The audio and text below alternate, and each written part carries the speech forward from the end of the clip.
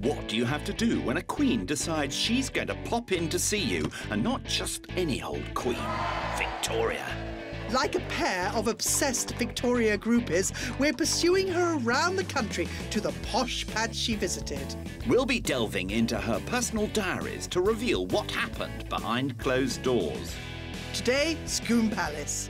We've come north of the border to the gateway of the Highlands, in the steps of Queen Victoria when she journeyed to Scotland in 1842. Oh, you're right there, pets. And as someone who's spent a lifetime getting excited by antiques, I'll be upstairs exploring just what would have excited Victoria on her visit here.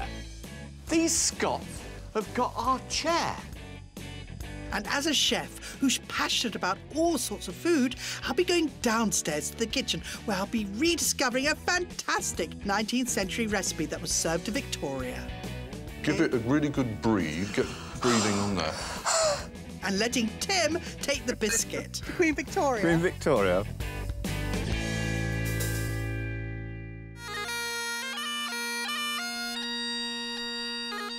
Here we are in Scotland, and what a wonderful setting. It sure is. It's nearly 140 years since Victoria and her almost newly wed husband set out on their groundbreaking tour of this northern outpost, which started a lifelong love affair with Scotland. For the young married couple, this was a pleasure trip. Now, they'd left their 2 young children at home, but they didn't know how this visit was going to be received. That's because it was less than 100 years since the English massacre of the Scots at Culloden. So Victoria had to find a way of reconnecting with the Scottish people, and what better place for this charm offensive than Scone Palace, as it was here that all the ancient kings of Scotland were crowned. What a fascinating place. I can't wait to have a look and see what it looked like when Victoria arrived in 1842. So I'm going to be heading upstairs. Well, I'm heading downstairs to see how the servants coped north of the border for the Queen's visit. Victoria and Albert, who'd been married for 2 years, travelled from Edinburgh and arrived here on the evening of Tuesday, September the 6th. This was a whistle-stop tour of Scotland, and they had to leave the very next morning for Perth. Amazingly, their host, the Earl of Mansfield, had been planning the trip for 2 years, but ended up with just 12 hours to impress the Queen. No pressure then. Well, it would have been just like this for Victoria, because she too was piped into Scone, except by masses of bagpipers. You can imagine the scene. Her carriage majestically driving up this driveway through that rather quaint archway behind me. Well, you'd be wrong, because actually that archway was too small for her carriages, and the Earl of Mansfield had especially constructed a massive new driveway into the palace so that Scone Palace would have looked like this. In her diary, Victoria recalls a fine-looking house of reddish stone, and that was it. The poor old Earl of Mansfield might have been hoping for a slightly better write-up, given the incredible DIY job he did on the place. He not only laid a new driveway, he completely renovated the palace. Of course, it wasn't strictly a do-it-yourself job. He was far too posh for that. The architect William Atkinson was charged with re-establishing the Gothic style based on the original medieval building. But there were 1 or 2 problems along the way. His clerk of works misunderstood instructions.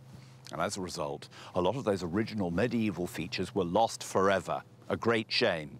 But strangely reassuring that even in the early 19th century, there were cowboy builders. Let's hope the Earl had enough dosh left for the inside.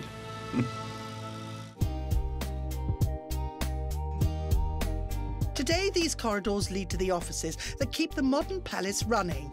But in 1842, they would have been bustling with maids, housekeepers and butlers. One room does remain downstairs, the kitchen, where all the royal food was prepared. Our own head chef, food historian Ivan Day, has been researching just what Scone served up for Victoria and Albert. Hello, Ivan.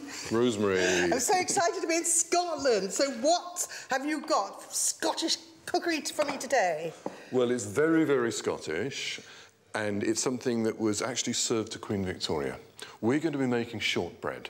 And what's so exciting about it is that an Italian confectioner was brought up from London, a man called William Jarrin. Jarrin, yes. Yeah, very famous. And he produced a wonderful ornamental shortbread in the form of a thistle. So very, very simply, we've got butter, flour and sugar, which are the main elements. We've got 2 ounces of self-raising flour, which we're going to put into 19 ounces of plain flour.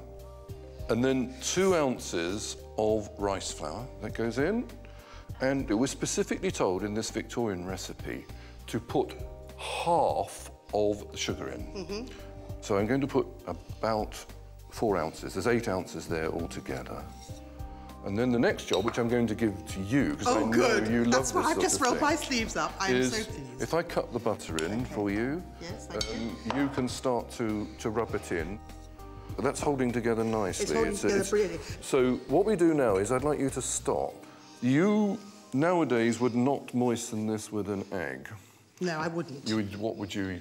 Well, what I would do now, I'd bring it together and get it into the ball, and then I would literally just mount it round and press it down. Well, we're going to add an egg because that's how it was done. How interesting. In the 19th century, yeah. Can't wait. Right. We're going to put the sugar in. Right. We're going to break the egg into that, OK? You rub the egg into the sugar and then gradually work it with the tips of your fingers until you have it completely evenly amalgamated throughout the bowl, OK? I'm going to do a bit of clearing away, Rosemary, while you do that. This is what it's all about, preparing real Scottish fare, just as they did for the Queen in 1842, and in this very same kitchen. Apparently, Victoria was very fond of her shortbread, and I can't wait to try it out on the nearest I'm going to get to royalty today, Tim. Queen Victoria and her party would have descended from the carriages outside and come into this delightful space called the Octagon. And I bet you £1 she would have noticed this table, which is a particular treasure of Scone Palace and is, of course, octagonal to fit this room. It was created by the Regency cabinet maker George Bullock, who was a specialist in cut brass, and most appropriately, the border running around the outside is inlaid with the quintessential Scottish element, a thistle in cut brass. One thing that Victoria would not have done, though, I promise you, is to hunker down like this and sniff the drawer lining. Not many visiting queens go round sniffing drawer linings in stately homes, but if she had, her nose would have told her that that's made of solid cedar. And I reckon that a cedar will have fallen in the park and George Bullock will have taken that timber away and crafted this extraordinary object. Timber! Many of the trees on the Scone estate ended up as beautiful furniture made just for Victoria's visit, and most of it was produced by a local company called Ballingall's, who formed a close alliance with the Earl. It was a bit sticky, all this, for the Earl of Mansfield. He knew 2 years beforehand that Victoria was due to visit, but yet he was sworn to secrecy. He wanted to upgrade the facilities inside the palace, and he writes, "I have been obliged to take Ballingall into my confidence. Otherwise, my furniture would not be ready." We know that the Earl spent the equivalent of £75,000 with Ballingall doing reupholstery in the palace before Victoria arrived. And it's also known that he provided this suite of dining room furniture. There's one interesting thing that I've loved finding out from the family papers, and that is that the Earl, when writing to his mother on the 8th of August 1842, so barely a month before the Queen's arrival, he's saying that the visit is very inconvenient, yet impossible to decline. But such is his pride in playing host to Her Majesty that he simply couldn't say no. Here at 8 o'clock, just an hour after she arrived, with the porcelain, crystal and silverware gleaming in the light of candles and lamps, Victoria dined with her loyal subjects. The guest list, carefully chosen by the Earl, included the Duchess of Norfolk, the Earl of Aberdeen, the Earl of Liverpool, even the Prime Minister, Robert Peel, was here. Ballingall, the interior furnisher, makes another appearance here in the drawing room because, no doubt as a part of his £75,000 reupholstery bill, he provided for the Earl all this silk for the panels in the drawing room walls, specifically for Victoria's visit. Now, they look somewhat déshabillés, which is a French word for clapped out. That's because the brilliant sunshine streaming into this room has faded them and made them brittle. But originally, when Victoria walked through this room, they would have been as blue as my eyes. As Victoria was being ushered through the drawing room, downstairs the kitchen would have been in full swing. I'm making an original shortbread recipe with food historian Ivan Day, which was actually served to the Queen during her stay. Isn't it wonderful? So far, we've mixed sugar, butter and flour. Next, we press and roll the dough, ready to place in the mould. We're going to start off by making a very traditional shortbread. Right. Which will be in this form here, which I'm sure everyone has seen. It's a shortbread mould. This is a 19th century one, probably from the time of Victoria's visit. Okay. And it has another bit of kit which is absolutely essential, which is this. This is called a docker. Yes. And do you know the little holes you get in biscuits? Yes. Well, that's a biscuit docker or a shortbread docker. So what we've got to do is to ensure that we can get this out of the mould. So we're going to do two things. We're going to dust it with some rice flour, and we're also going to put a little bit on the board. So this is the traditional way of dusting your board. We're going to take a little bit more than ½ a pound off the... It's gorgeous, Ivan. Look at it, isn't it beautiful? This, I have to tell you, this is absolutely beautiful. I'm going to make it into a round. I'm going to pop it onto the mould. Like that. And then with a great deal of care, again with our hand, we're going to push it in. And using the knife, we first of all trim a little bit off from one side. Okay. And we can then get the excess off, which I'd like you to just gently roll up into a little ball, and we can make some smaller ones of that. Oh, lovely, yes. And now I'm going to separate the edges out, can you see, so that they're not actually touching. And I'm going to push that in like that. The next thing is to make sure that this is going to come out, and we can guarantee that by banging it. And then it's a very swift and careful movement, and there is our perfect shortbread. That is brilliant. And then you take your docker. Yeah, now be very careful, because the first one will be able to test the quality of the dough. Right, let me check. If we put it in like that... Oh, you go right to the bottom? You go right through. Okay. The docking is essential because it stops the shortbread from puffing up. So any air that gets trapped actually is released when you put the holes in. So the next thing is to really get it onto the baking tray. It's just a case of just letting it go on. So you've got room for another one? Try and have a go? Yeah, definitely. Why don't you make one in the form of a thistle, like jarrin? Oh, fantastic. Pat that out into a round. I need to do my flour, don't I? Exactly. Get it exactly in the middle and make sure that it's even. OK, now gentle push. Stop. Take it off. Perfetto. How wonderful. Now, just cut it carefully. It should fit exactly. That's perfect. Lift it off. Look at that. that is beautiful. Just a quick slide underneath it. OK, perfect. And again, just gently next to the other one. Isn't that beautiful? I think that it's absolutely stunning. The shortbread now goes into the oven for 20 minutes at 180 degrees Celsius, or in those days, a moderate oven. And when it's ready, Ivan and I will be adding some right royal decorations. The Queen didn't want to sleep upstairs, so requested ground floor apartments instead. Just what the cash-strapped Earl didn't want to hear.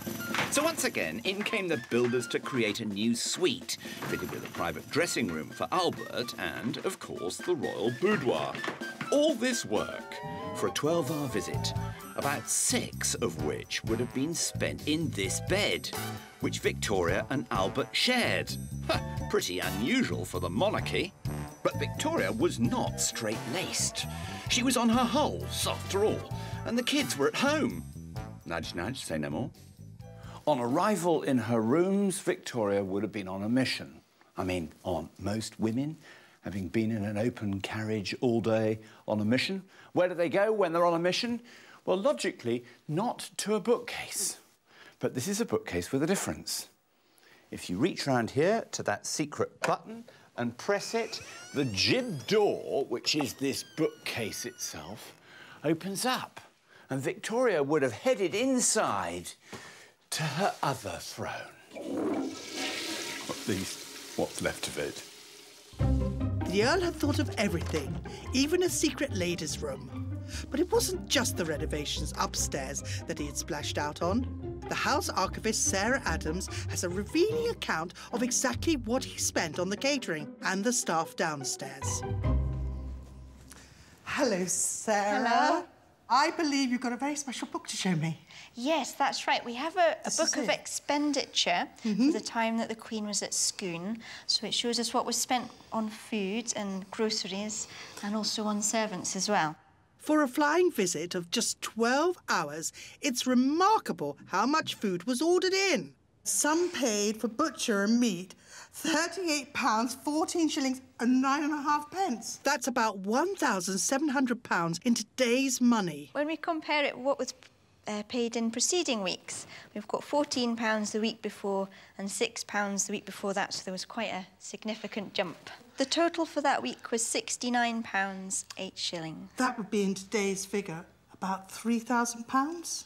The Earl spent all this money on food, but it looks like Victoria might have been on a detox plan. Skim milk? Were they worried about skim milk in those days? Green tea? That's quite sort of healthy and organic, sort of thing you get in health shops. If the Earl pushed the boat out on all the meat and groceries, you should see the booze list. Something else that may be of interest was how much they spent on wine and beer. That's always... So, 7th of June, they spent £1, 8 shillings. But in September, they've spent £52 and 6 shillings. It's no wonder they had to save up for this particular visit. Yes. And I think when it was done, it was a big relief, I would imagine. And then they spent the next few years trying to recover. The man who served up the booze to Victoria was the butler. It was said in all establishments it was his duty to rule. Derek Brown knows all about the man in charge on that special day in 1842. Tell me about this butler. What was so special about him? Well, his name was Matthew Glogg, and he was the butler and cellarman here, and gained quite a degree of experience in good fine wines and spirits and food. He was at a young age in charge of the cellar here, and he's probably his late teens, and he, at the same time, started a family business in Perth. The Glogg family were from the area, and he utilised the experience gained here at the palace to set up this business, selling good food, fine wines and spirits. Before Victoria's visit, Matthew Glogg had stopped working here to concentrate on being an entrepreneur. But his food and wine business grew such a fine reputation that the Earl called him back into service for the Queen's stay. This was the ultimate honour. During Victoria's visit, what exactly was his role here? He would have done everything from polishing the plate on the entrance into the palace to making sure that everything was in the right place in the bedrooms, to the pre-dinner drinks, to the service at dinner, and coordinating the position in which the Queen would sit at dinner. You know, in these days, the Queen would never sit with her back to the windows, for example. So it would be Matthew's job to make sure that all of those little details were looked after. It's amazing just how much effort went into this visit, especially as it was only 12 hours long. On the morning after Victoria arrived, she wrote in her diary, "We walked out and saw the mound on which the ancient Scotch kings were always crowned. And they were crowned on top of this, the Stone of Scone. Except this one's a fake here for the tourists. Where the original is a bit of a mystery. We know that after Edward I was crowned here, he decided to have the stone shipped down to Westminster, but many Scots still cling to the belief that the stone that was moved wasn't, in fact, the original." The story goes that the Abbot of Scone knew that Edward was heading to the monastery with the precise intention of nicking the stone. So he had a quick one knocked up as a replacement, and it's that he gave to Edward to take away, whilst preserving the original safely. If it's true, this would mean that the stone that's been used in London for the coronation of generations of monarchs, including Victoria, is bogus. I wonder what Victoria's take on all this was. After all, she was on somewhat of a charm offensive in Scotland, and yet she surely would have liked to have sided with Edward's story. Of course, no one really knows the absolute truth, but in 1996, the stone in Westminster was returned to Scotland, and it now stands in Edinburgh Castle. But somebody round here is taking the mickey, because have a look at this. Inside the Earl's shed, I've got Edward I's coronation chair, which has been nicked from Westminster Abbey.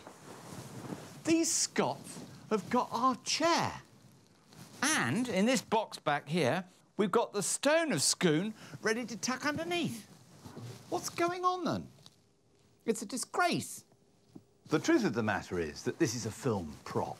A replica made for a movie that's been left behind in this shed.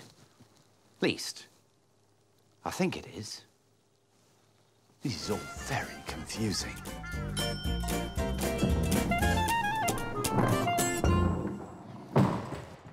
What a saga. While Victoria was admiring the Stone of Scone, downstairs the royal shortbread was baking away. After 20 minutes in the oven, it's left to cool. And just as Scone's master confectioner, Maitre Jarron, would have done, it's time for Ivan and me to add a very special bit of decoration. We're going to use some of the techniques that Jarron used to ornament foods like shortbreads. I thought the most appropriate thing to do for Victoria is to use a mould from his time, and you press sugar paste into these, and this makes a crown. And you build it. You build a crown. Build it together. Yeah, and I've made one earlier. Let's have a look. And there it is. Oh, that is amazing. Look at this. The traditional symbol of the crown was a crown on a cushion. So shall I put that on top? Put it on the cushion, but we're going to gild this so it looks like gold. Oh, how incredible. I've actually got some gold leaf.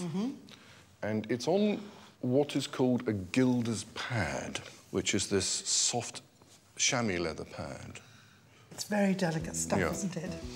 The technique that I'm using is one that Jarron tells us about. He tells us the day before you gild your sugar to paint gum arabic and sugar solution onto it. So I did that yesterday, and I've let it dry for 24 hours. Well, because if you feel that, it doesn't feel sticky, does it? But it's covered with gum arabic. You used to get them on the stamps and you licked it. Instead of licking it, we have to breathe on it. I want you to do that on that area there. While you're doing that, I'm going to cut a little bit of gold leaf. And then with a great deal of care, I lift it up from the pad. Like that. If you can let me have that, Rosemary, that's fine. I think it's sticky enough. We'll concentrate on that bar there, and we'll just drop the gold onto it like that. And then, using a very fine brush, we will tap it down. And then we're going to brush it off. Can you see what happens? Mm-hmm. So it only goes on to the actual yellow bit, OK?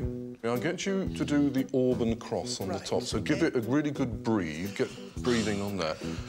And I'm going to cut you a piece of gold. Yep. OK? Pick up. Yep. Right, now, just let it sort of go of its own volition, and so... No, go a bit lower. Can you see it will go to it? Yes, yes, yes. OK, you got it? Perfect. And fold it down the other side. Yeah, don't worry too much. No, I'm not. Right, now just sort of damp it down so it goes into all the little creases of the design. And on the back as well. Lovely. It's just a little tap, tap, tap, tap. And then once you're sure you've got it all attached, you can then gently brush the excess off and it will shine like real gold. That's a very good attempt. That's brilliant. That's 9 out of 10, that is. Oh, Perfect. thank you very good very indeed. much. 9 out of 10? I'm pretty chuffed with that. It's time to present our gilded treat to our own Lord of the Manor himself. And what better way to wash it down than a glass of Scotch whisky? Now, Rosemary, I thought you'd be cooking scones here at Scone, and you've been doing shortbread. Well, I think it's very appropriate, shortbread, actually, because, first of all, have you ever seen anything quite so grand in terms of shortbread? Well, the array of shortbread, I have to say, knocked out by this. Tell me about this joker with a crown on the top. Well, this is gold leaf. Is it really? Here. You wouldn't have eaten it, you would have just presented it. And I think Queen Victoria would have been absolutely thrilled. Now, I don't like to break this All because right. it's your special creation, Well, but I am this longing is the to taste it. Here we go. Going to give you that bit. Oh, yes. There we go. For my nibble. For your nibble. OK. And I'm going to take a little bit off here. Mm-hmm. Mmm. Mmm. It's buttery. Mm-hmm. It's crumbly. I love this. I absolutely adore it. I think Ivan's very clever. I really do. I think you're both very clever. Almost as clever as Queen Victoria. Here we are, seated underneath this tree, a tree that she referred to in 1842, and she wrote, "Before our window stands a sycamore tree, planted by James VI, and this is the very tree." Don't you think that's extraordinary? I think this is a magnificent tree. It really is.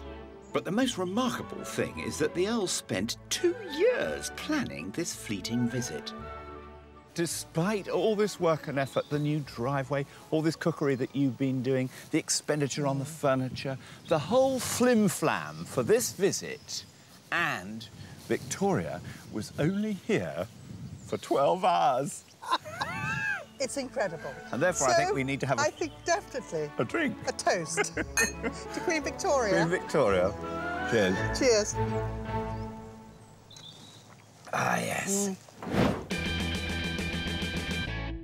Next time on Royal Upstairs Downstairs. Wonderful Walmer Castle in Kent.